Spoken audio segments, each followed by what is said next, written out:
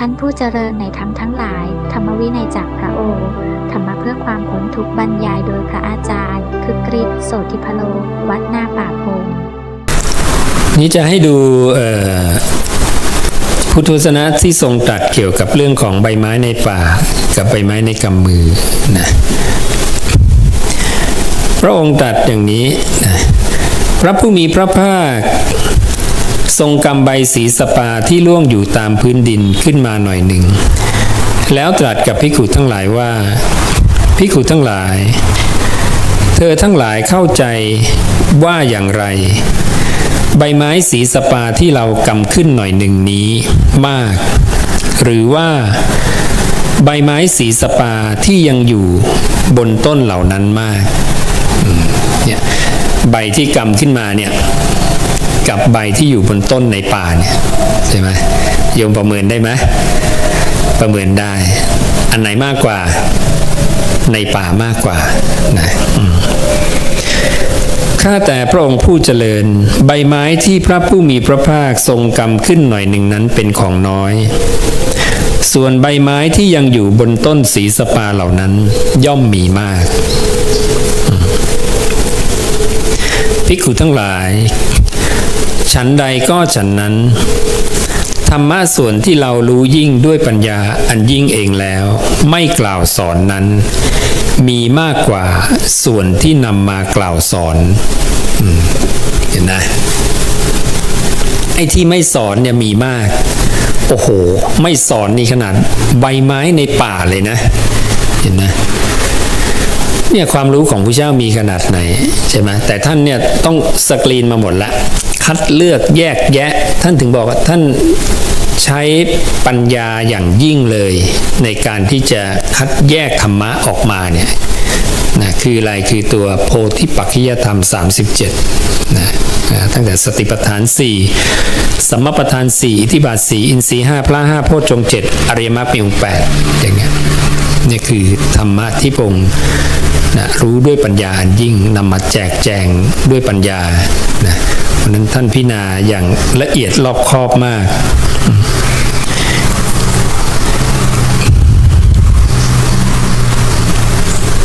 ภิกขุทั้งหลายเหตุใดเล่าเราจึงไม่กล่าวสอนธรรมะส่วนนั้นๆทำไมไม่กล่าวสอนภิกขุทั้งหลายเพราะเหตุว่าธรรมะส่วนนั้นๆไม่ประกอบอยู่ด้วยประโยชน์นี่จำดีๆไม่ประกอบด้วยประโยชน์เห็นไหมที่ไม่สอนเพราะไม่ประกอบด้วยประโยชน์ไม่เป็นเบื้องต้นแห่งพรหมจรรย์ไม่เป็นเงื่อนต้นหรือไม่เป็นเบื้องต้นนะแล้วแต่สำนวนการแปลบางทีก็ไม่ได้อ่านเหมือนกับที่เขียนเอาไว้นะเพราะมีสำนวนการแปลหลากหลายไม่เป็นไปเพื่อความเบื่อหน่ายไม่เป็นไปเพื่อความคลายกำหนัดธรรมะนั้นเนี่ยไม่ได้เป็นไปเพื่อนิพพิทาเพื่อวิราคะเห็นไหมสอนแล้วเนี่ยมันไม่ได้ทำให้เรานิพพิทาเบื่อหน่ายไม่ได้ทำให้เราเกิดวิราคะคลายความพอใจ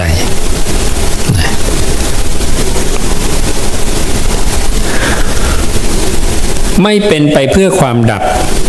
ไม่เป็นไปเพื่อความสงบไม่เป็นไปเพื่อความรู้ยิ่งไม่เป็นไปเพื่อความรู้พร้อมไม่เป็นไปเพื่อนิพพานฉะนั้นเราจึงไม่กล่าวสอนเห็นนะนั่นแสดงว่าธรรมะที่พระองค์ไม่กล่าวสอนนั้นไม่เป็นประโยชน์จึงไม่กล่าวสอนธรรมะนั้นไม่เป็นไปพร้อมเพื่อความเบื่อหน่ายคลายกำหนัดเพื่อความดับเพื่อความสงบเพื่อความรู้ยิ่งเพื่อความรู้พร้อมเพื่อนิพพานดังนั้นเราต้องชัดเจนตรงนี้ก่อนดังนั้นใครจะมาบอกว่าอันนี้เป็นธรรมะนอกกำมือไม่ใช่ละหรือเป็นใบไม้นอกกำมือหรือธรรมะ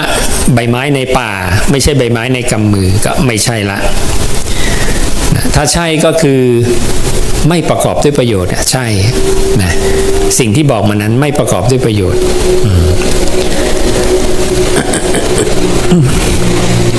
ภิกขุทั้งหลายธรรมะอะไรเล่าเป็นธรรมะที่เรากล่าวสอนดังนั้นตัวใบไม้ในกำมือที่พระองค์กล่าวสอนเนี่ยคืออะไรภิกขุทั้งหลายธรรมะที่เรากล่าวสอนคือข้อที่ว่าความทุกข์เป็นอย่างนี้อย่างนี้เหตุเป็นที่เกิดของความทุกข์เป็นอย่างนี้อย่างนี้ความดับสนิทของความทุกข์เป็นอย่างนี้อย่างนี้ข้อปฏิบัติเพื่อความดับสนิทของความทุกข์เป็นอย่างนี้อย่างนี้นี่ท่านบอกแก่นเลยนะคืออริยสัจสี่และพระเจ้าก็บอกธรรมะที่พระองค์พูดบอกสอนมาเนี่ยอีกพระสูตรหนึ่งเนี่ยไม่มีอะไรที่ไม่เกี่ยวข้องกับอริยสัจสี่เกี่ยวข้องหมดนะคือแตกแขนงออกไปอ่ะบางทีเราไปฟังตัวแตกแขนงเนี่ยเรานึกว่าไม่เกี่ยวแต่จริงๆเกี่ยวหมดนะถ้าเป็นสิ่งที่พระเจ้าตรัสจะไม่มีอะไรที่ไม่เกี่ยวข้องกับอริยสัจสี่นะดังนั้นถ้าไม่เกี่ยวข้องกับอริยสัจสี่ท่านจะไม่นำมาพูดดังนั้นนี่ท่านก็บอกตัวแก่นเลยว่าสิ่งที่พระองค์บอกสอนก็คือเรื่องของอริยสัจสี่นั่นเองนะภิกขุทั้งหลายเพราะเหตุใดเล่าธรรมะส่วนนี้เราจึงนำมากล่าวสอนภิกขุทั้งหลายเพราะว่าธรรมะส่วนนี้ประกอบอยู่ด้วยประโยชน์เป็นเบื้องต้นแห่งพรหมจรรย์เป็นไปเพื่อความเบื่อหน่ายเป็นไปเพื่อความคลายกำหนัดนะเนี่ยความเบื่อหน่ายก็คือนิพพิทาความคลายกำหนัดคือวิราคะเป็นไปเพื่อความดับก็คือนิโรธนะเป็นไปเพื่อความสงบเป็นไปเพื่อความรู้ยิ่งเป็นไปเพื่อความรู้พร้อมเป็นไปเพื่อนิพพานคือดับเย็น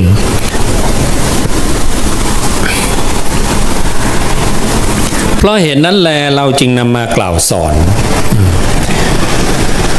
อันนี้ก็ให้เกิดความชัดเจนว่าสิ่งที่นำมากล่าวสอนคือใบไม้ในกำมือเท่านั้นและเป็นเรื่องเกี่ยวกับอริยสัจสี่และใบไม้ในกำมือก็คือคำสอนตั้งแต่ลาตรีที่ตรัสรู้ถึงลาตรีที่ปรินิพพานคือตลอด45ปีทั้งหมดนี่ต้องมองภาพรวมให้ออกดังนั้นคำว่าใบไม้ในกำมือแค่นั้นน่ะคือที่กล่าวสอนตั้งแต่ลาตรีตรัสรู้แล้วกล่าวสอนน่ะกล่าวสอนตั้งแต่ลาตรีตรัสรู้เนี่ยจนถึงลาตรีที่ปรินิพพานที่บอกถึงสังขารทั้งหลายไม่เที่ยงให้เธอถึงพร้อมด้วยความไม่ประมาทเนี่ยจบเป็นวาจาที่มีในครั้งสุดท้ายเนี่ยอันเนี้ยคือใบไม้ในกำมือเนี่ย45 ปีมันมากพอไปแล้วมากพอต่อการที่เราจะไปศึกษาแล้วนะมันไม่มีความจำเป็นจะต้องไปมีอะไรเพิ่มเติมนะและในเมื่อใบไม้นอกกำมือเป็นสิ่งที่พระเจ้าไม่บอกสอนก็ไม่มีความจำเป็นจะต้องไปเรียนรู้หรือเพิ่มเติมนะเพิ่มเติมหรือว่าไปเพิกถอนอะไรของพระศาสดาท่านบริสุทธิ์บริบูรณ์ดีแล้วสิ้นเชิงถ้าเราเชื่อการตรัสรู้ของพระเจ้าเราเชื่อว่าคนที่บอกเส้นทางถึงมรรคผลนิพพานก็มีแต่พระพุทธเจ้าเท่านั้นเราลองสังเกตดูว่าคำสอนใดในโลกที่จะสอนเพื่อปล่อยวางความยึดมั่นในตัวเองจะไม่มีเลยนะจะไม่มีเลยเพราะนี่คือข้อธรรมข้อเดียวที่พระเจ้ายืนยันเลยว่าจะไม่มีในสมณพราหมณ์เหล่าใดในโลกเรื่องของอัตวาทุปาทานอุปทานในความเป็นตัวตนไม่มีแน่นอนนะแต่เรื่องอื่นเนี่ยที่พระเจ้าสอนเนี่ยจะมีซ้ำในสมณพราหมณ์เหล่าอื่นก็จะมีอยู่3เรื่องกามุปาทานการหลีกออกจากกามหลีกออกจากกามเนี่ยดูสิพวกฤาษีนี่ก็หลีกออกจากกามนะเห็นนะดังนั้นเขาเนี่ยมีธรรมะข้อนี้กันมานานแล้วตั้งแต่ก่อนพระพุทธเจ้าเกิดแล้วก็ทำกันได้การหลีกออกจากกามก็ทำกันได้เขาถึงไปเป็นพรหมเป็นพรหมกายิกาเป็นอาภัสระเป็นเทวดาเหล่าสุภกินหะเทวดาเหล่าเวหภละใช่ไหมนี่ชั้นพรหมทั้งนั้นเป็นรูปภพนะพรหมชั้นอรูปภพอย่างเนี้ยพวกนี้หลีกออกจากกามหมดเห็นไหมแล้วพระเจ้าก็สอนหลีกออกจากกามนี่ไงลักษณะการสอนที่เหมือนกัน เขาได้ฌาน1 2 3 4มาก่อนพระเจ้าก็สอนฌาน1 2 3 4เหมือนกันอากาสาวิญญาอากินเนวสัญญาอุทกดาบทอาลาลาบทก็ได้เห็นนะได้อากินได้เนวสัญญาเห็นนะนี่สมาธิขั้นสูงเลยนี่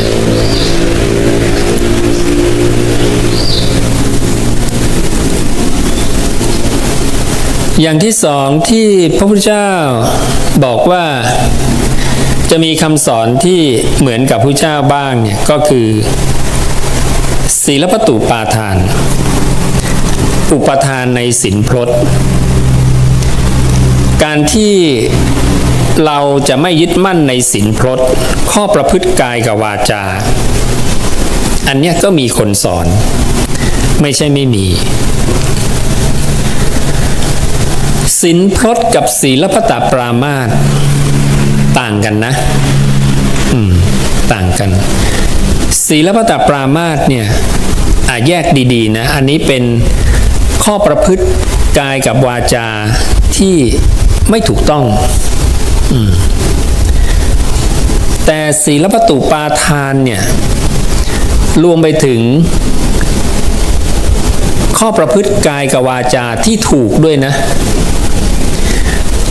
เรายึดข้อปฏิบัติกายวาจาที่ถูกก็หลุดไม่ได้อีกก็ยังถือว่ามีความยึดแต่ต้องทำไหมต้องทำให้ดีเพราะอย่างน้อยมันเป็นบาดฐานเป็นตัวอย่างที่จะเดินต่ออย่างเนี้ยแต่ยึดไม่ได้เหมือนอริยมรรคมีองค์ 8เนี่ยต้องใช้มันไหมต้องใช้แต่ยึดได้ไหมยึดไม่ได้อุปมาพระองค์ก็เรื่องของพ่วงแพใช่ไหมพ่วงแพเธอต้องอาศัยข้ามน้ำจากฝั่งที่มีอันตรายไปสู่ฝั่งที่ปลอดภัยเนี่ยต้องใช้มันไหมต้องใช้แต่ยึดได้ไหมยึดไม่ได้เพราะมันไม่ใช่ฝั่งโน้นเวลาถึงฝั่งโน้นแล้วมีใครแบกแพแบกเรือไปด้วยไหมไม่มีก็ทิ้งไว้ที่ฝั่งใช่ไหมทำไม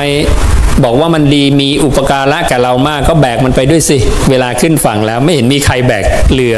ขึ้นฝั่งสักคนหนึ่งใช่ไหมเดินไปแต่ตัวทำไมในเมื่อมันมีอุปการะมากต่อเราใช่ไหมแต่นั้นเมื่อถึงที่หมายที่สุดแล้วเนี่ยก็ต้องปล่อยวางเหมือนกันหลักเดียวกัน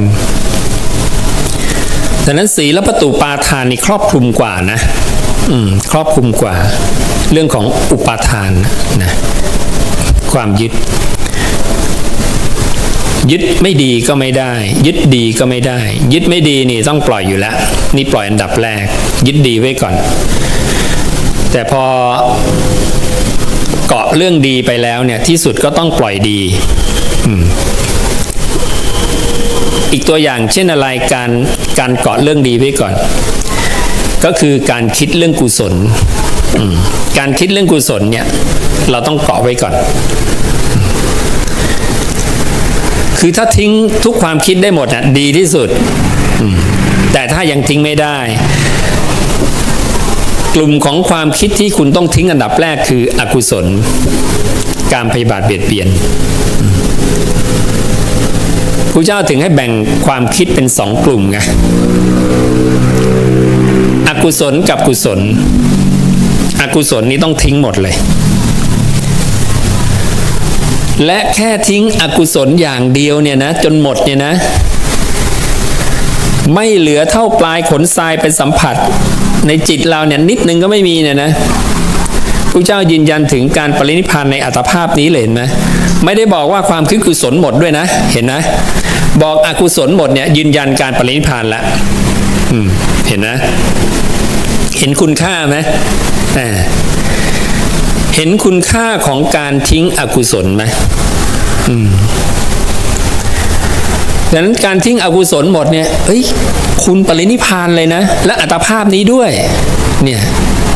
เมื่อไหร่ไม่รู้ล่ะแต่ไม่เกินอัตภาพเนี่ยนะทั้งที่ความคิดกุศลยังอยู่ใช่ไหม แต่ปัญหาของการไม่ปรินิพพานของเราคืออะไรความคิดอกุศลยังมีกุศลก็มีอกุศลคุณมีก็จริงอ่ะแต่อกุศลคุณไม่หมดน่ะใช่ไหมอันนี้คือปัญหาเพราะนั้นเรามีทั้งกุศลอกุศลเนี่ยตีกันอยู่ในหัวเนี่ยใช่ไหมปุ้งปังปุ้งปังปุ้งปังอยู่อย่างเงี้ยสะสมเป็นกุศลมูลอกุศลมูลกันพอกกันไปเรื่อยๆเรื่อยๆใช่ไหมอยู่ที่ใครจะเลี้ยงอันไหนไว้แล้วไม่เลี้ยงอันไหนไว้ใช่ไหมเพราะนั้นพระเจ้าไม่ให้เลี้ยงอะไรไม่ให้เลี้ยงอกุศลการเลี้ยงอกุศลก็คือการเพลินมีนันทิท่านถึงให้ละนันทิมีนันทิแล้วมีปัญหาอะไรมีปัญหาคือเกิดนิสัยคุ้นเคยไงเกิดความคุ้นเคยในการเสพคบในการผูกติดอารมณ์นั้นๆเมื่อเกิดความคุ้นเคยเหมือนโยมพูดยาบ่อยๆเนี่ยอีกหน่อยชินนะพูดยาบ่อยๆหรือพูดเพ้อเจ้อเรื่อยๆเนี่ยอีกหน่อยชินพอชินแล้วทีเนี้ยไปเจอกลุ่มคนที่พูดหยาบเหมือนกันเข้ากันได้ ภาษาเดียวกันธาตุย่อมเข้ากันได้โดยธาตุใช่ไหมไอ้นี่เหมือนเราแต่ถ้าโยมไม่ค่อยพูดหยาบเนี่ยไปเจอกลุ่มคนพูดหยาบพี่ไม่ไหวเว้ยนะเข้ากันไม่ได้ละธาตุเข้ากันไม่ได้เราก็จะหลีกออกแต่เวลาโยมฝึกตนให้เป็นคนดีขึ้นเนี่ยเป็นธรรมดาเพื่อนจะน้อยลงนะอันนี้ธรรมดาเลยเพราะปุถุชนมันเยอะไงใช่ไหมดังนั้นอย่าไปวิตกว่าแหมเพื่อนผมน้อยลงนะเนี่ยดูผมเหงาชอบกลไม่ต้องกังวล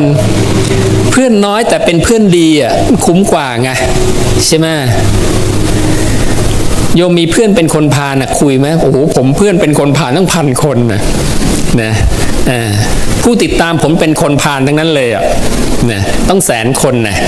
ใช่ไหมมีประโยชน์อะไรใช่ไหมไม่ได้มีนะเอาคนธาตุเดียวกันดีกว่ารักษาบ้านเราให้สะอาดใช่ไหมเขาไม่เห็นด้วยกับความคิดเราก็ปล่อยเขาไปถ้าเขาไม่เห็นด้วยความคิดของพระเจ้าก็เรื่องของเขานะหรือคิดว่าวิธีของเราผิดก็เรื่องของเขาใช่ไหมก็ไปวัดกันที่ปลายทางนะปลายทางใครจะถึงใครไม่ถึงใช่ไหมของดีไม่ต้องไปง้อเขามากนะมีแต่คนวิ่งมาหาของดีใช่ไหมเมื่อกี้ก็ไป2 ทิฏฐิละที่ว่าสอนเหมือนกับพระพุทธเจ้านะก็คือกามุปาทานกับศีลปตุปาทานอีกอันก็เป็นทิฏฐุปาทานนะอุปทานในทิฏฐิคือความเห็นหรือความคิดนะดังนั้นทิฏฐิคนที่สอนออกจากทิฏฐิที่ไม่ถูกต้องเนี่ยก็มีไม่ใช่ไม่มีอย่างที่มีลูกศิษย์พระเจ้าถามมาว่าพวกปริพพาชกเนี่ยตกนรกทั้งหมดไหมพระเจ้าบอกไม่นะพวกที่หลีกออกจากกามเนี่ยพวกที่มีทิฏฐิถูกต้องเนี่ยบางพวกเนี่ยก็ไม่ได้ตกนรกนะเป็นไปเพื่อสุคติโลกสวรรค์ก็มีแต่แค่เขานิพพานไม่ได้เพราะเขาจะไม่มีคำสอนอันเดียวคือข้อที่4อัตวาทุปาทานการถอนอุปทานในความเป็นตัวตนนะสอนเรื่องอัตวาทุปาทานว่าอัตตาเนี่ยคืออะไรอุปทานในตัวตนเนี่ยหมายถึงอะไรและการจะถอนได้เนี่ยถอนยังไงการยึดมั่นในโดยความเป็นตัวตนเนี่ยเริ่มจากไหนใช่ไหมก็เริ่มจากเนี่ยฉันทะราคะนันทิตัณหาการที่เรามีความพอใจเนี่ยพระเจ้าบอกจึงบอกว่าทุกใดๆในโลกนี้ทุกทั้งหมดนั้นมีเพราะฉันทะเป็นมูลมีเพราะฉันทะเป็นเหตุเพราะว่าฉันทะเป็นมูลเหตุของความทุกข์ และการที่เขามีความเห็นว่าเอตังมะมะนั่นของเราเอโสมัสมินั่นเป็นเราเอโสเมอัตตานั่นเป็นตัวตนของเราเนี่ยความยึดถือในขันธ์ทั้ง5จึงเกิดขึ้นคำสอนเนี่ยโยมลงไปตรวจสิไปตรวจในคำสอนทั่วโลกเลยมีไหมที่สอนว่าตาไม่ใช่ของเธอเธอจงละมันเสีย มันของเราชัดๆเนี่ยนะตาหูจมูกลิ้นกายใจเนี่ยยิ่งใจเนี่ยยิ่งชัดเลยตาหูจมูกลิ้นกายนี่ยังพอทำเนานะยังพอทำเนาเพราะพระเจ้าบอกว่ายังไง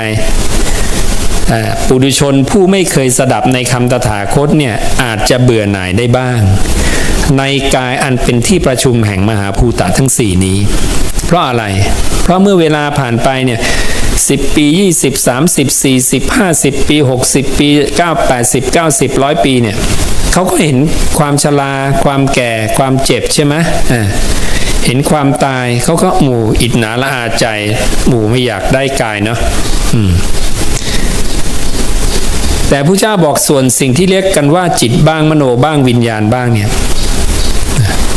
ปุถุชนที่ไม่เคยสดับคำตถาคตเนี่ยไม่อาจจะเบื่อหน่ายได้เลยเพราะเขาจะไม่เห็นว่าจิตมโนวิญญาณเกิดดับเขาจะไม่รู้การเกิดดับของจิตมโนวิญญาณพระเจ้าเลยบอกว่าไม่ว่าจะเป็นกลางคืนหรือกลางวันก็ตามดวงอื่นเกิดดวงอื่นดับนะรัตติยาจะทิวสัสสัจจะอัญญเทวะอุปชติอัญญังนิรุชตินะกลางคืนบ้างกลางวันบ้างอื่นเกิดอื่นดับตลอดเวลาแล้วรวดเร็วมากความรวดเร็วของมันแม้จะอุปมาก็กระทำได้ไม่ใช่ง่ายที่พระองค์เปรียบเหมือนแสงกับฉากนะวันก่อนเห็นช่างภาพทีมเลียวถ่ายภาพ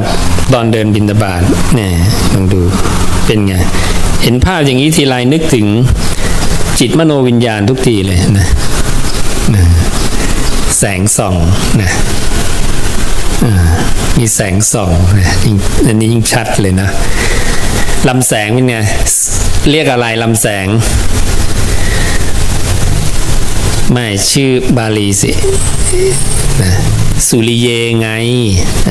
สุริเยนะอันนั้นคือเปรียบเหมือนมโนนะตัวลำแสงเนี่ยนะที่วิ่งปื๊ดมาเนี่ยนะส่วนพอกระทบฉากปุ๊บเกิดรอยแดดเรียกอะไรรัศมีนะบาลีก็รัศมินะรอเรือสอเสือจุดมอม้าสระอิภาษาไทยก็เป็นรัศมีนะรัศมีของแสงนะ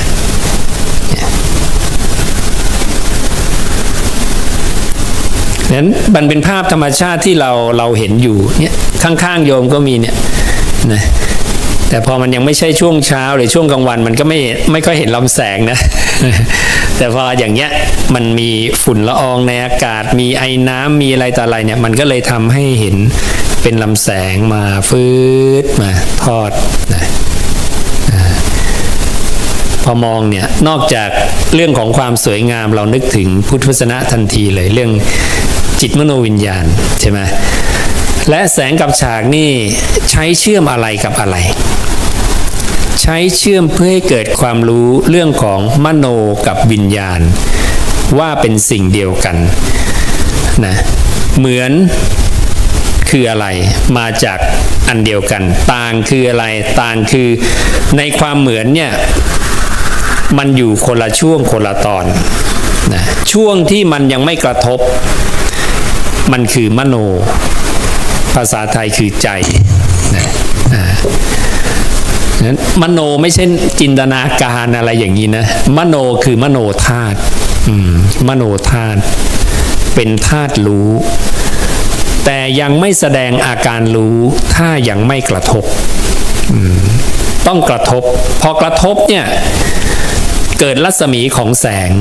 เนี่ยรัศมีของแสงเนี่ยที่ดินอย่างเงี้ยนะรอยแดดเนี่ยอันเนี้ยเรียกกิริยาที่รู้แจ้งอันเนี้ยเรียกวิญญาณซึ่งพระเจ้าจะเรียกบวกกันว่ามโนวิญญาณนะแล้วดูการเรียกของพระเจ้านะพระเจ้าจะเรียกเป็นปฏิจจสุปาโทด้วยนะคือเรียกทำมันเป็นเหตุและทำที่เกิดจากเหตุดังนั้นทำมันเป็นเหตุจะพูดก่อนทำที่เกิดจากเหตุจะพูดทีหลังมโนเกิดก่อนก็ต้องบอกมโนวิญญาณเกิดทีหลังก็เรียกทีหลังเรียกมโนวิญญาณ เราจะไม่เคยได้ยินผู้เจ้าเรียกวิญญาณมโนนะเหมือนพ่อแม่เนี่ยใช่ไหมเราเรียกพ่อแม่แต่ผู้เจ้าเรียกแม่พ่อนะเพราะหลักการเรียกของผู้เจ้าคือแม่มีอุปการะก่อนพ่อบุพการีบุพการะนะการมีอุปการะดังนั้นลำแสงก็เหมือนกันก็เลยให้ทราบว่าถ้าอุปมาในเรื่องของแสงกับฉากเนี่ยนะแสงกับฉากนะอันเนี้ยนะก็คือสุริเยกับรัศมีเนี่ยก็คือมโนกับวิญญาณวิญญาณนี่บัญญัติตอนมีการกระทบแต่มโนเนี่ยคือช่วงยังไม่กระทบพอกระทบปั๊บเนี่ยถึงจะเป็นวิญญาณมันก็คือสิ่งเดียวกันแต่เป็นสิ่งเดียวกันที่อยู่กันคนละจังหวะคนละช่วงแต่นั้นเวลาบอกว่าไม่ใช่สิ่งเดียวกันคุณต้องลงรายละเอียดด้วยว่าไม่ใช่เพราะอะไร ถ้าลงรายละเอียดได้ว่าไม่ใช่เพราะเป็นแค่ช่วงเวลาแต่เนื้อเนี่ยมันเนื้อเดียวกันมันเนื้อเดียวกันแต่เมื่อช่วงเวลาหรือการกระทำที่ต่างกันคือมีการกระทบแล้วกับยังไม่กระทบนะก็เลยมีการบัญญัติดังนั้นผู้เจ้าเนี่ยบัญญัติทุกจุดเนื่องจากว่าเมื่อกระทบแล้วเนี่ยนะแสงกระทบปึ้งเกิดรัศมีตรงนี้แล้วในรัศมีเนี่ยผู้เจ้ายังมีการบัญญัติแยกขึ้นไปอีกเราเห็นรัศมีบางๆเนี่ยแต่มีความหนาถึง4ระดับใช่ไหมนะพอเข้าไปแล้วถึงต้องมีการบัญญัติแม้ทุกจุดไงแต่เวลาเรามองเราไม่ได้มองเห็นอย่างพระพุทธเจ้ามองไม่ลึกก็เลยจะมองไม่ออกดังนั้นพระเจ้าจึงต้องมีบัญญัติทุกตำแหน่งเลยและความบางๆของแสงที่มันโอ้โหแปะไปกระฉากนี่มันบางจะตายใครจะไปนึกว่ามันมีความหนาถูกต้องไหมใครจะไปนึกถึงว่าแค่รัศมีนะบางๆของแสงเนี่ยแค่เนี้ยมันมีการเกิดการตั้งขึ้นการสำเร็จนะการปรากฏพบนะก็คือวิญญาณัสสะอุปาโททิติอภินิพพติแล้วก็ปาตุภาโวเห็นนะ4ระดับใครจะเห็นได้เท่าพระพุทธเจ้าดังนั้นนี่คือเหตุผลที่ทำไมต้องใช้คำพระพุทธเจ้าแล้วเราจะเห็นเลยว่าไม่มีหรอกสาวกเห็นได้ขนาดนี้มันเกินฐานะเลยนะและไม่มีใครเคยพูดเรื่องนี้มาก่อนด้วยย้อนไปเลยย้อนไปอดีตสิ่งที่เราเจอคือเราเจอคำพระพุทธเจ้าว่าพระเจ้าเนี่ยอธิบายแล้วเราเริ่มเห็นตามแล้วก็เชื่อมโยงขยายเปิดธรรมที่ถูกปิดออกไปได้ทีละนิดทีละนิดแต่ก่อนก็นั่งถกเถียงกันเยอะแยะนะจิตมโนวิญญาณตัวเดียวกันบ้างคนละตัวบ้างเนี่ยเดี๋ยวนี้คำตอบมันชัดเจนหมดมีเหตุผลประกอบพร้อมส่วนการเชื่อมระหว่างวิญญาณไปสู่จิตพระองค์ก็ปรับอุปมาเป็นเมล็ดพืชกับผืนนาเพราะการที่จะใช้อุปมาเดิมเนี่ยนะขณะที่จิตผูกติดอารมณ์เนี่ยรัศมีของแสงผูกติดกับฉากเนี่ยมันมองไม่ออกว่ามันเกิดยังไงไงใช่ไหมพระองค์ก็หาอุปมาเพื่อให้เราเห็นภาพชัดให้เกิดความเข้าใจนั่นคือพระองค์พยายามจะให้เราเข้าใจนะซึ่งท่านก็บอกแล้วว่ามันหาอุปมายากนั้น ท่านปรับอุปมาเป็นเมล็ดพืชกับผืนนาเมล็ดพืชเปรียบเหมือนอะไรเมล็ดพืชคืออะไรตอบหน่อยวิญญาณมันต้องเสียงกระหึ่มศาลาแล้วนะเมล็ดพืชเปรียบเหมือนวิญญาณนะส่วนฉากเนี่ย ก็ปรับเป็นปฐวีนะ ฉากที่เคยเอาไว้กระทบแสง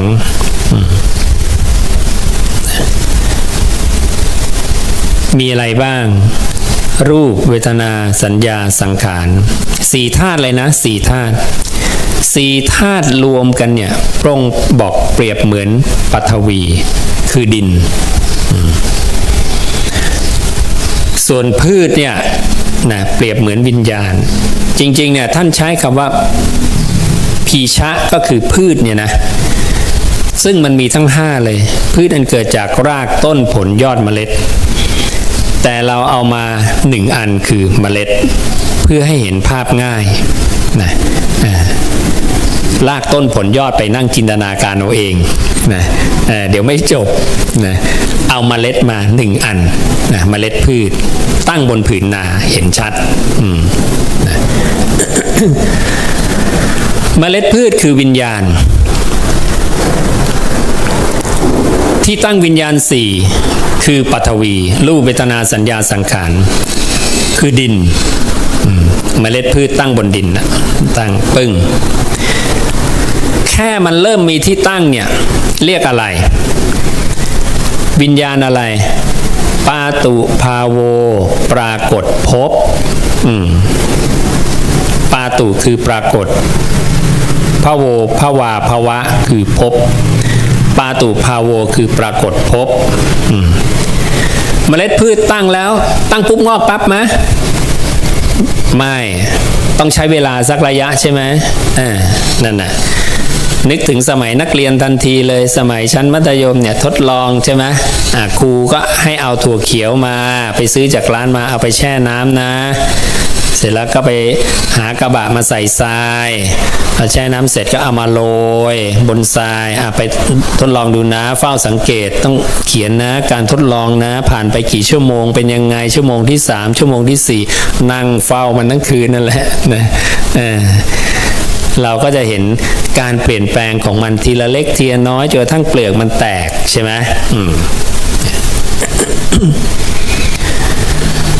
จากเมล็ดพืชที่ชุ่มน้ำเมล็ดพืชที่ชุ่มน้ำเนี่ยนะท่านใช้คำว่ายางเหนียวเมล็ดพืชที่มียาง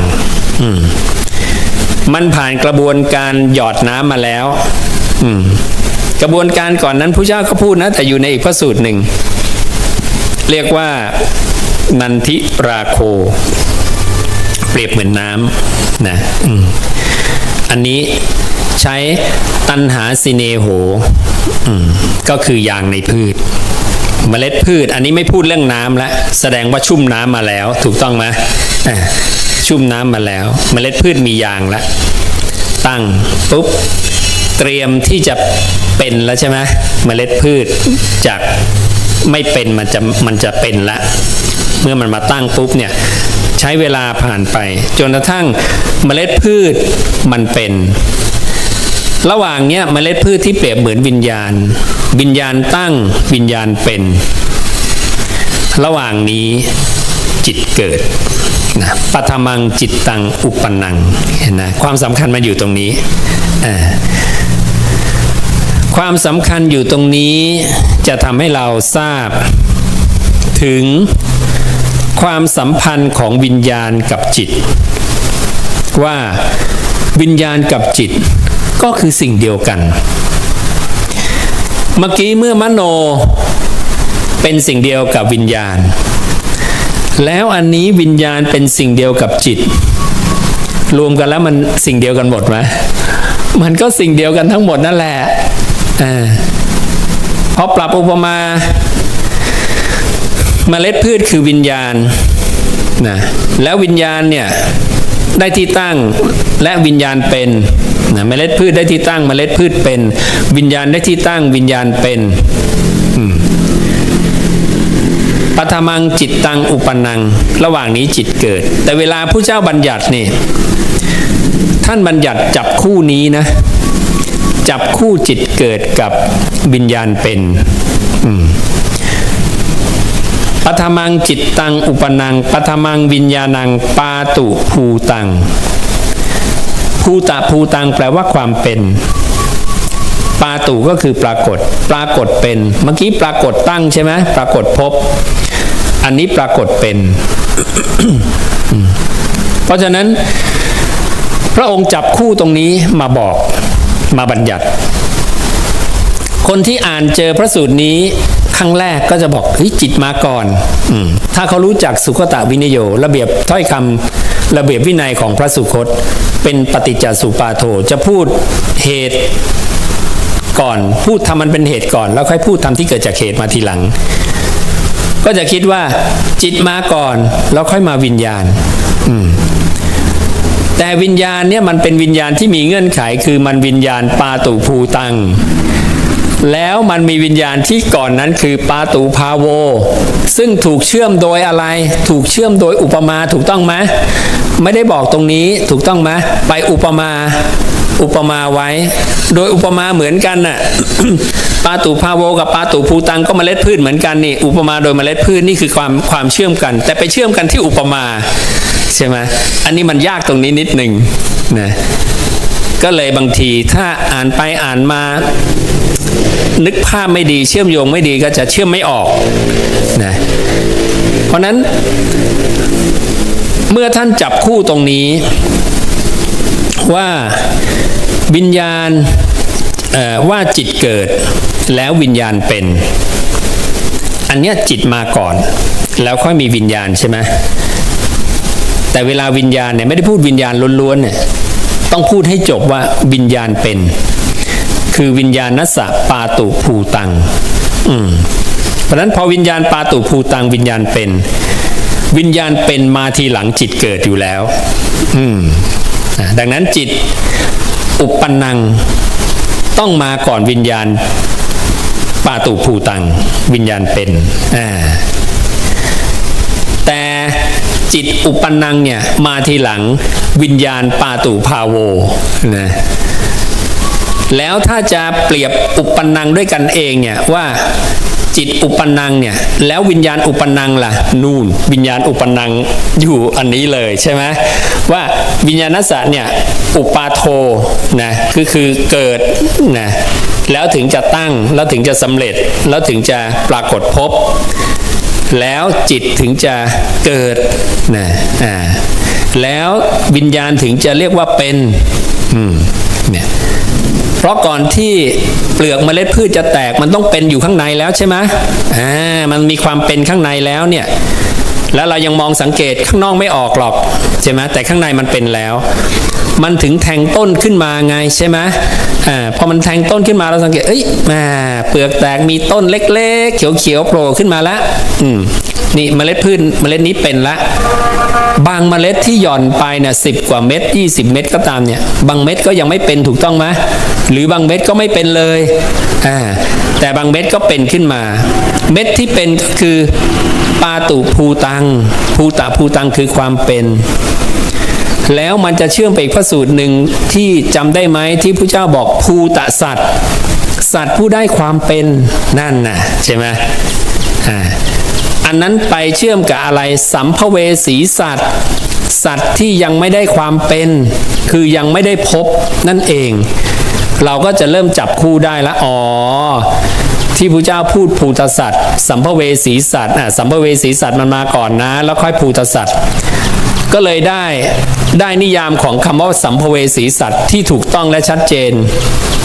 ซึ่งจริงๆแล้วไม่มีใครเห็นสัมภเวสีหรอกนะเพราะมันเป็นอยู่ช่วงของมโนที่โน้มไปพุ่งไปเพื่อจะกระทบกับฉากหรือกระทบกับภพใช่ไหมแกปนี้ไม่มีทางมีใครเห็นเลยอะใช่ไหมแค่เรานั่งจ้องดูลมหายใจเนี่ยดูให้ทันรอยต่อของจิตดวงเดิมดับแล้วดวงใหม่เกิดอันนี้ยังไม่ทันเลยใช่ไหมนั่นน่ะมันถึงเห็นไม่ได้ไงตรงนั้นน่ะเรานิ่งไม่พอไวไม่พอนะแต่พระอรหันต์นี้จะเห็นหมดนะเห็นทุกขั้นตอนพระเจ้าก็เห็นทุกขั้นตอนก็เลยนำมาบอกสอนได้ว่าขั้นนี้แจกแจงละเอียดยิบใช่ไหมเนี่ยเพราะฉะนั้นคนอ่านตรงนี้ก็ต้องมาอ่านตรงนี้นะแล้วอ่านตรงนี้เรื่องวิญญาณ4 ระดับเนี่ยไม่มีใครบอกเลยนะไม่มีใครบอกมาก่อนนะ เรายังเพิ่งทราบเมื่อไม่กี่ปีนี้ถูกต้องไหมเรื่องวิญญาณ4ระดับดังนั้นโอกาสจะเข้าใจเป็นไปได้ง่ายไหมไม่ง่ายเลยไม่ง่ายนะแล้วโอเคไม่เจอเรื่องวิญญาณ4ระดับคุณต้องเจออะไรคุณต้องเจอเมล็ดพืชกับผืนนาถ้าคุณไม่เจอเมล็ดพืชกับผืนนามาประกอบกับพระสูตรเนี่ยว่าปฐมังจิตตังอุปนังปฐมังวิญญาณังปาตุภูตังคุณก็จะไม่เข้าใจด้วยเหตุผลใช่ไหมคุณตอบด้วยเหตุด้วยผลไม่ได้ว่าจิตกับวิญญาณมันตัวเดียวกันนะต้นไม้ที่มันแตกออกจากเมล็ดเนี่ยมันอันเดียวกับเมล็ดไหมล่ะใช่ไหมมันก็อันเดียวกันน่ะแต่มันคนละสถา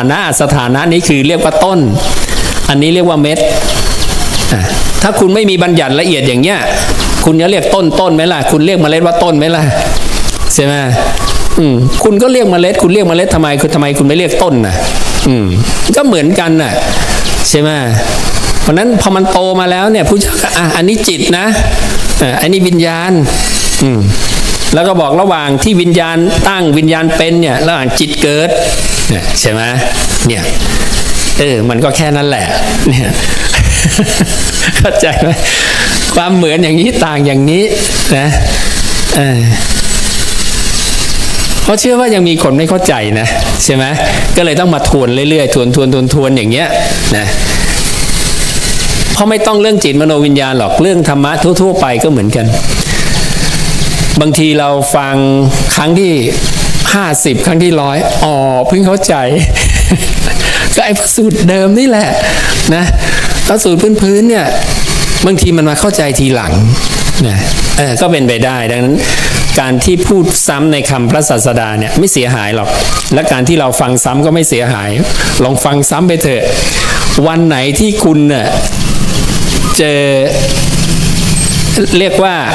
เจอสัจจะความจริงจากสิ่งที่ฟังซ้ำได้เพิ่มขึ้นน่ะคุณจะเข้าใจเองว่าทำไมพระเจ้าเรียกว่าคำพวกเนี่ยเป็นข้อความลึกมีความหมายซึ่งเป็นชั้นโลกุตระว่าเฉพาะด้วยเรื่องสุญญตาจะเข้าใจเลยละเอียดนะแล้วเราจะไม่เบื่อการฟังซ้ำนะเราฟังซ้ำได้เรื่อยๆนะแม้แต่เรื่องวิญญาณ4ระดับนี่ก็ฟังซ้ำพระสูตรเดิมเนี่ยฟังไปนะเจอตอนฉันอาหารเฮ้ยนี่มันหมายถึง4ระดับนี่รีบกลับมาเช็คบาลีเลยใช่ไหมนั่นน่ะเนี่ยดังนั้นจิตมโนวิญญาณก็คือสิ่งเดียวกันนะพอย้อนไปพระเจ้าถึงบอกไงว่าสิ่งที่เรียกกันว่าจิตบ้างมโนบ้างวิญญาณบ้างใช่ไหมแต่ทำไมพระเจ้าเรียกจิตก่อนนะนึกออกไหมเพราะส่วนใหญ่ปุถุชนทั่วไปเนี่ยจะเห็นปลายทางแล้วไงแต่นั้นเวลาเรามองเข้าไปในจิตของเราเนี่ยเราจะเห็นจริงๆเรายังไม่เห็นจิตเราหรอกเราเห็นแต่อารมณ์เรามองเข้าไปในใจเราเนี่ยเราจะเจอแต่สุขทุกข์เฉยๆเราเจอแต่สัญญาเราเจอแต่สังขารเราจะนึกว่าไอ้สิ่งนั้นนะคือจิตด้วยซ้ำไม่ต้องใครหรอกตัวเองก็คิดอย่างนั้นใช่ไหมให้นั่งดูจิตเนี่ยเรานึกว่าโอ้โหนั่งดูสัญญาเราใช่แล้วเนี่ยจิตเราคิดอย่างนี้จิตเราปรุงอดีตจิตเราปรุงอนาคตเราคิดว่าสัญญาสั่งงานคือจิตใช่ไหมแต่พอดูไปพระเจ้าเรียกอันนี้ใช่ไหมเราก็เรียกนี้แล้วจิตเราเป็นอย่างนี้จิตเราเป็นอย่างนี้พอดูไปสัญญาก็ไม่เที่ยงเกิดดับสังขารไม่เที่ยงเกิดดับเวทนาไม่เที่ยงเกิดดับ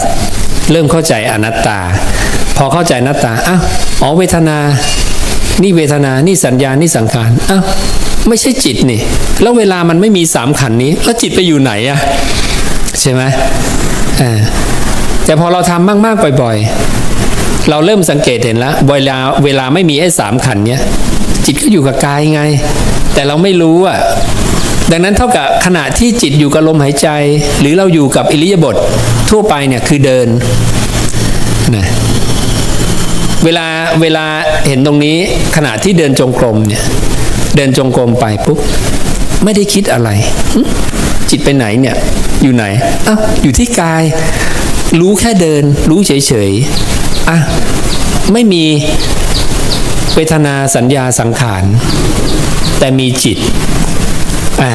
เริ่มเห็นแล้วอันเนี้ยจะเริ่มเห็นว่าจิตใช่ไหมเห็นไหมกว่าจะเห็นน่ะกว่าจะเห็นมันจริงๆ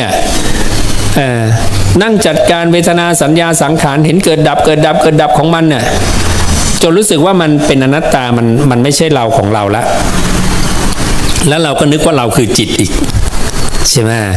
เราถึงจะเริ่มเห็นจิตจิตมันเป็นอย่างนี้จิตมันรู้ที่กายด้วยนี่ตอนนั้นคือขณะที่ไม่มี3ขันธ์เนี่ยเวทนาสัญญาสังขารแล้วนี่รู้อยู่กับอะไรเนี่ยรู้อยู่กับกายเดินรู้ว่าเดินแค่นั้นแค่รู้เดินนิ่งๆก้าวแต่ละก้าวอย่างเงี้ยหรือลมหายใจเข้าออกเพราะลมไม่ได้มีความรู้อะไรอากาศที่ไหลเข้าไหลออกไม่ได้รู้เรื่องอะไรใครเป็นคนรู้ว่าลมกำลังไหลเข้าไหลออกพระเจ้าถึงบอกอย่าคิดไงแต่นั้นถ้าเรานั่งสมาธิเราคิดไปด้วยเราจะรู้เรื่องไหมเนี่ยไม่มีทางเข้ามาถึงตัวจิตเฉยๆใช่ไหมถูกต้องไหมนั่นน่ะพระเจ้าถึงไม่เคยสอนเรื่องของการที่นั่งรู้ลมหายใจแล้วนั่งคิดไปด้วยไงใช่ไหมถ้าเราจะคิดไปด้วยนั้นก็คือต้องเป็นเรื่องเป็นราวเลยคือคิดวิตกวิจารณ์ในเรื่องของอสุภะอาหารเป็นปฏิกูลใช่อันนี้พระเจ้าสอนใช่ไหมแต่ต้องมีกรอบในการคิดเพราะนั้นพอเป็นอย่างนี้เราจะเริ่มรู้จักจิตละว่าจิตเนี่ยนะรู้รูปบ้างเวทนาบ้างสัญญาบ้างสังขารบ้างใช่ไหมบนเนี่ยเพราะนั้นพอมาเห็นตรงเนี้ยเริ่มรู้จักจิตเริ่มรู้จักวิญญาณใช่ไหมดังนั้นเวลาจะถอนอุปทานก็ถอยจากหยาบมาละเอียดขึ้นเรื่อยๆมันจะเห็นชัดขึ้นไปเรื่อยๆเพราะนั้นพอเราเห็นเรื่องจิตก่อนเนี่ยหรือเวลาเราเนี่ยกำลังเพลินกับอารมณ์เพลินกับความคิดนะตรงนั้นก็คือเราจะรู้ว่าจิตเราเนี่ยผูกติดกับอารมณ์นะการผูกติดสัญโยคะเนี่ยสังโยชน์เนี่ยผูกติดเนี่ยอะไรผูกกับอะไรก็คือจิตหรือวิญญาณเนี่ยที่ไปตั้งอาศัยในธาตุนั้นเนี่ยมันผูกติดนะผูกติดกันไปเพลินนะเรียกว่ามีเพื่อนสองไงที่เรียกว่ามีเพื่อนสองเพราะนั้นตรงเนี้ยเราก็จะเริ่มเห็นถูกต้องไหมเราเริ่มเห็นแล้วเราก็จะต้องคอยละนันทิใช่ไหมละนันทิเพราะว่าวิญญาณเนี่ยมันคือเมล็ดพืชพอเมล็ดพืชโตหรือว่าผูกติดกับอารมณ์ไปแล้วเนี่ยมันเป็นจิตแล้วนะดังนั้นเวลาเราเห็นเนี่ยเราควรจะเห็นจิตก่อนวิญญาณไหมใช่ไหมมันจะรู้จักจิตก่อนมารู้จักการเพลินน่ะว่าเราเพลินกับอารมณ์เนี่ยก่อนพอเราแยกได้แล้วว่าอารมณ์คืออารมณ์จิตคือจิตถ้าเราเห็นตรงเนี้ยเราจะเริ่มรู้แล้วว่าขณะที่เราคิดเนี่ยมันมีจิตเข้าไปรู้ด้วยจะเริ่มเข้าใจตรงนี้แล้วและพอพระเจ้ามาเจอพระสูตรที่พระเจ้าบอกวิญญาณอาศัยเวทนาตั้งอยู่ก็ตั้งอยู่ได้โอ้ชัดเลยใช่ไหมวิญญาณอาศัยสัญญาตั้งอยู่ก็ตั้งอยู่ได้เป็นวิญญาณที่มีสัญญาเป็นอารมณ์มีสัญญาเป็นที่ตั้งอาศัยมีนันที่เป็นที่เข้าไปซ่องเสพแต่จังหวะที่มันอาศัยเวทนาสัญญาสังขารตั้งอยู่เนี่ยเราทันตอนที่ตั้งเลยไหมไม่ทันไงเรามาทันตอนมันคิดไปสักพักหนึ่งแล้วนั่นคือมันงอกแล้วใช่ไหมนั่นก็คือมันเป็นจิตแล้วนั่นเองอ่ะท่านจึงพูดจิตก่อนไงและเมื่อพูดจิตก่อนเพราะคนส่วนใหญ่จะรู้จักจากจิตเนี่ยจะต้องไปเป็นอะไรเพราะเมื่อจิตดับใช่ไหมพอจิตดับแล้วเริ่มเป็นจิตใหม่เลยได้ไหมไม่ได้อีกอ่ะมันต้องไปเริ่มสตาร์ทที่ขั้นตอนแรกของการจะเป็นจิตคือมโนใช่ไหมแล้วถึงจะมาเป็นวิญญาณแล้วถึงจะมาเป็นจิต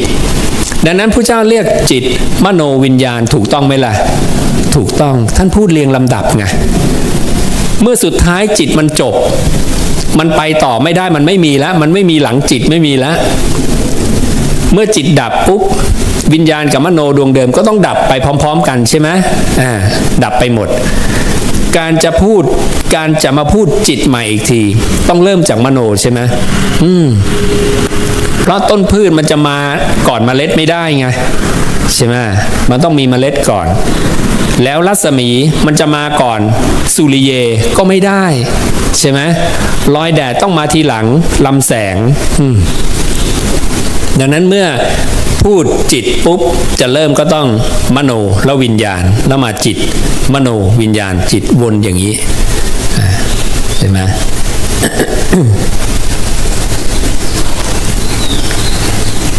ทีนี้การจะเรียกแบบไหนเนี่ยก็ต้อง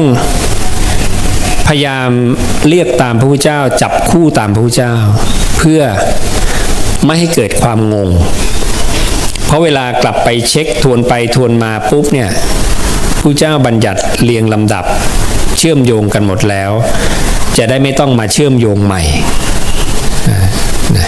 ฉะนั้นเราก็ไม่ไปจับคู่ใหม่หรือเราไม่ไปเริ่มอะไรใหม่เราตามพระพุทธเจ้าพระเจ้าเรียกอย่างนี้เราเรียกอย่างนี้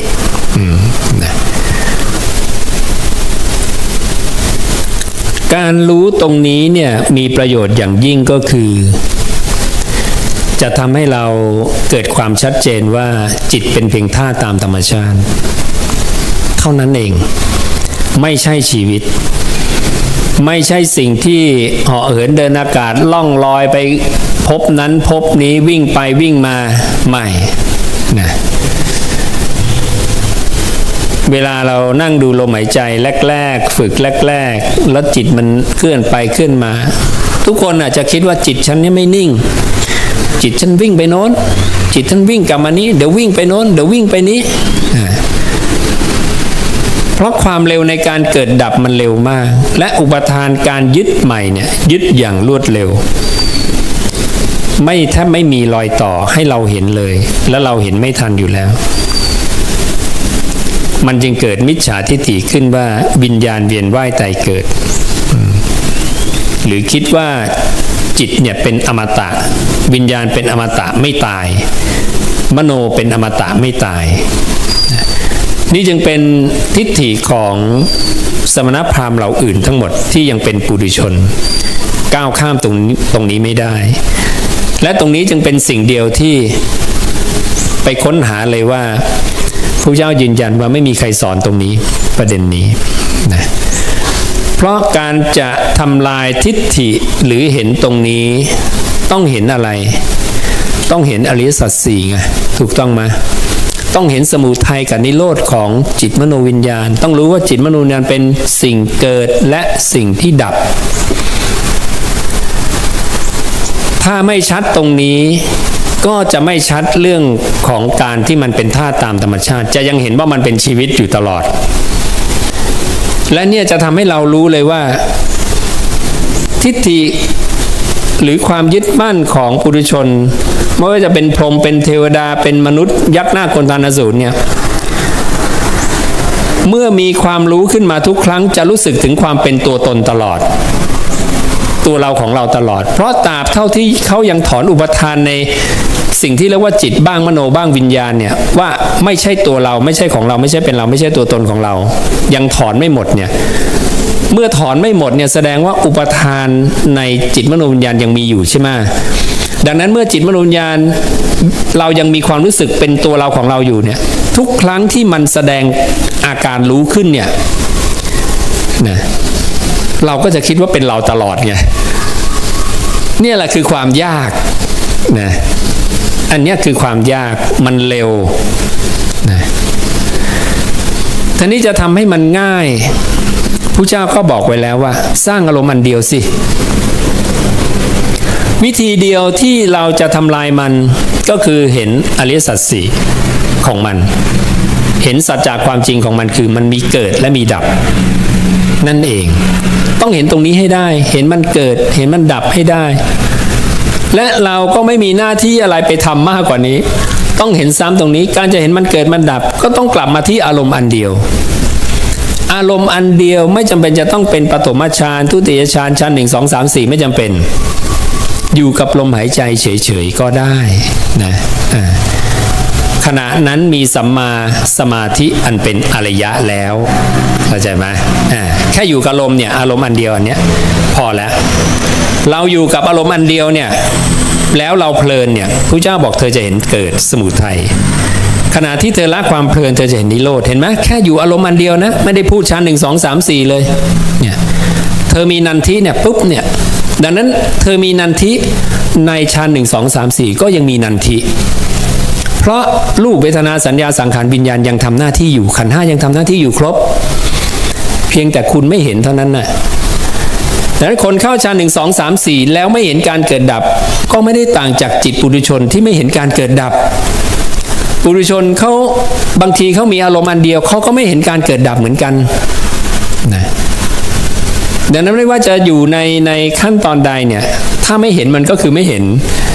แต่ถ้าเห็นก็คือเห็นคือเข้าใจมีสุตตะให้รู้ว่าอ๋อ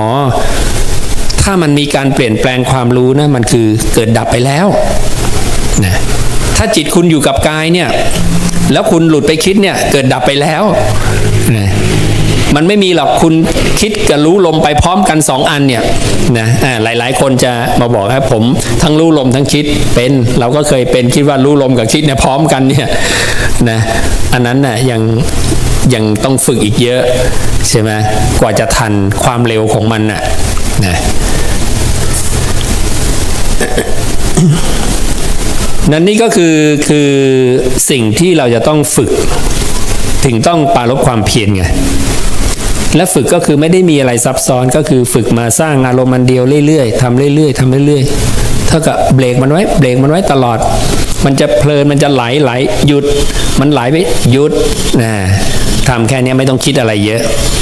จับมันหยุดอย่างเดียวหยุดนะพอบอกจับมันหยุดอย่างเดียวบางคนกลัวเป็นสมถะอีกไม่ต้องไปกลัวการที่เขาคิดว่าเป็นสมถะกลัวตรงนี้เพราะอะไรเพราะไม่รู้จักพุทธวจนะบทที่พระองค์ตรัสสอนเรื่องนิสัยแค่นั้นเอง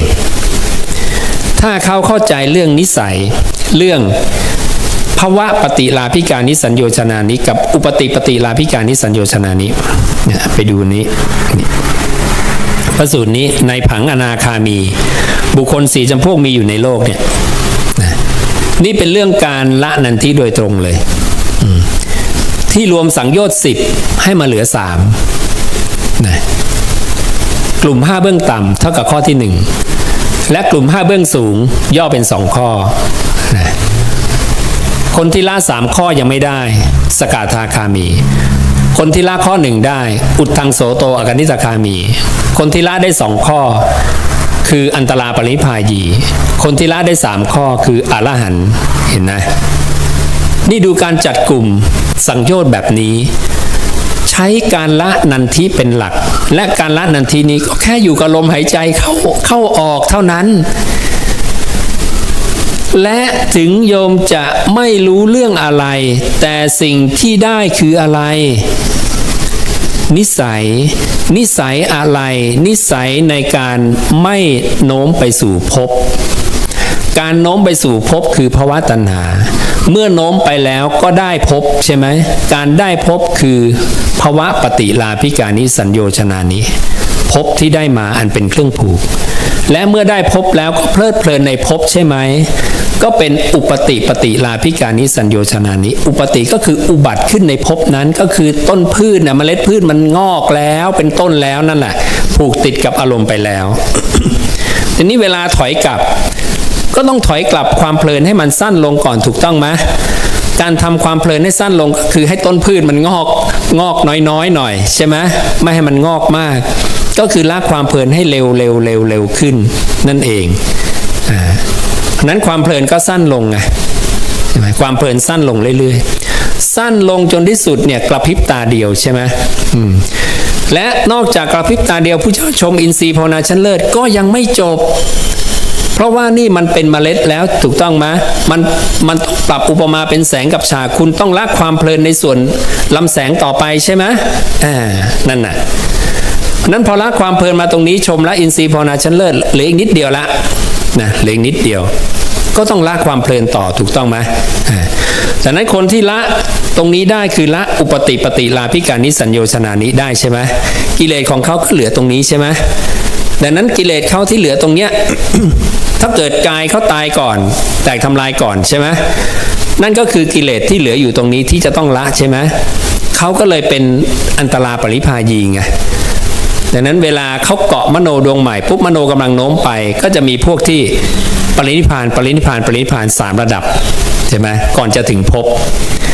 หรือถ้าอินทรีย์อ่อนมาก็แตะภพแล้วปรินิพพานหรืออินทรีย์อ่อนมาอีกก็เกิดขึ้นในภพนิดหนึ่งแล้วปรินิพพานหรืออ่อนลงมาอีกก็เกิดขึ้นในภพมากขึ้นอีกนิดหนึ่งปรินิพพาน